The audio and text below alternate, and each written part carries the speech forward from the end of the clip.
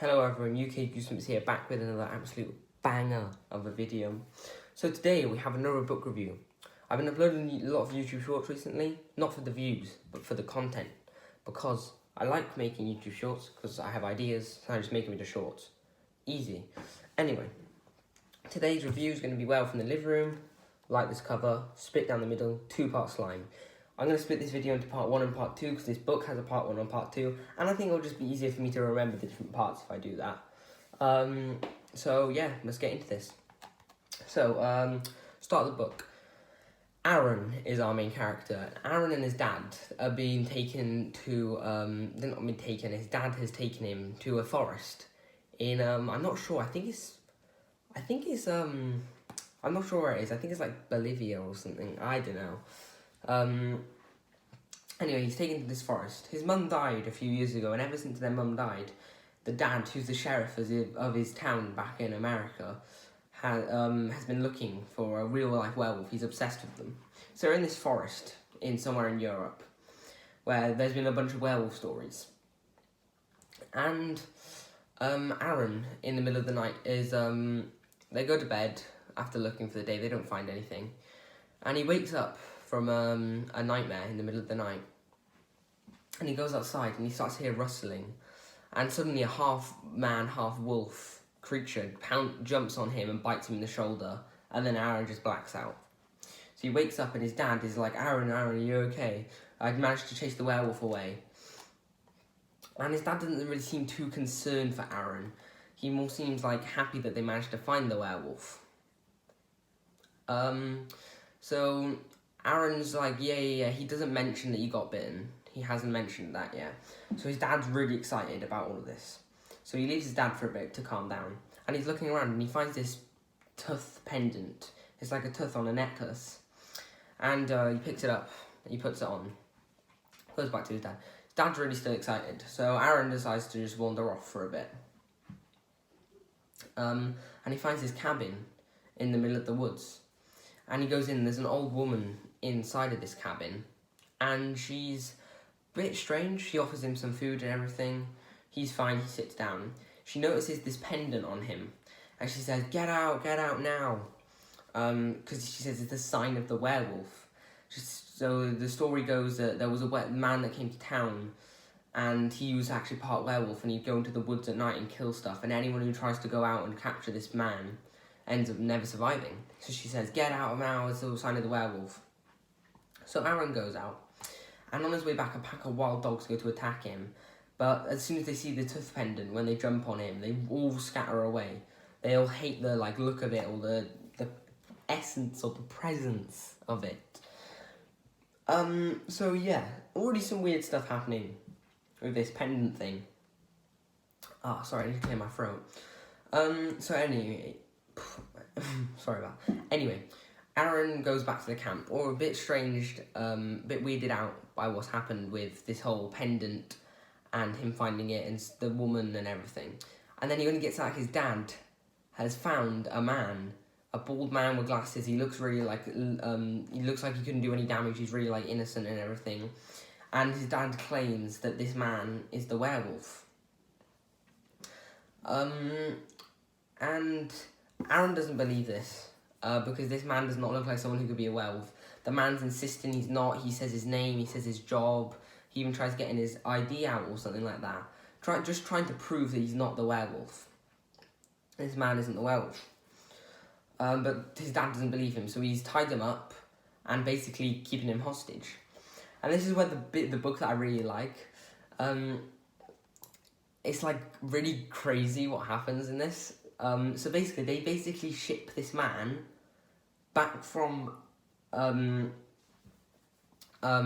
Europe back to America, and that's the end of part 1 where they start to leave. Yeah, so far in this book, it's pretty crazy.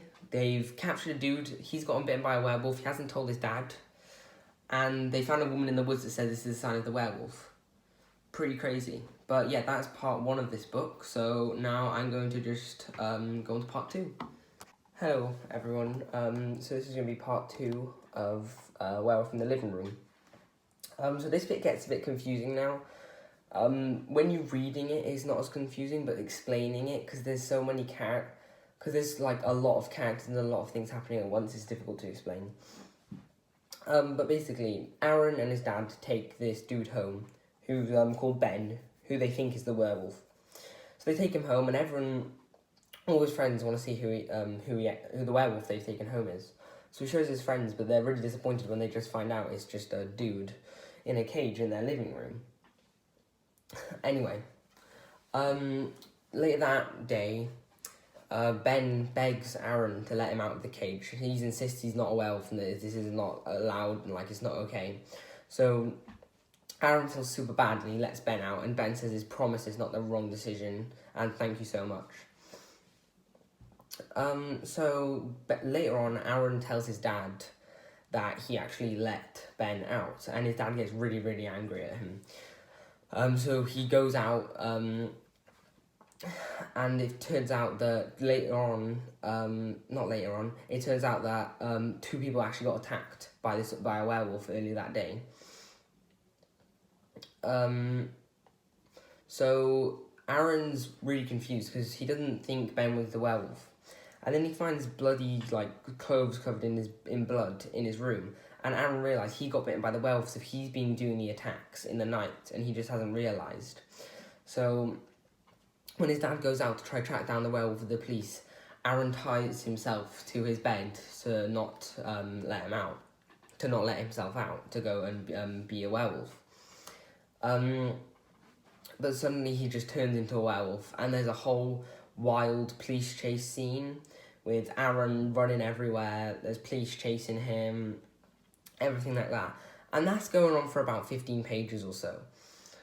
So that it's not. I wouldn't say it's boring.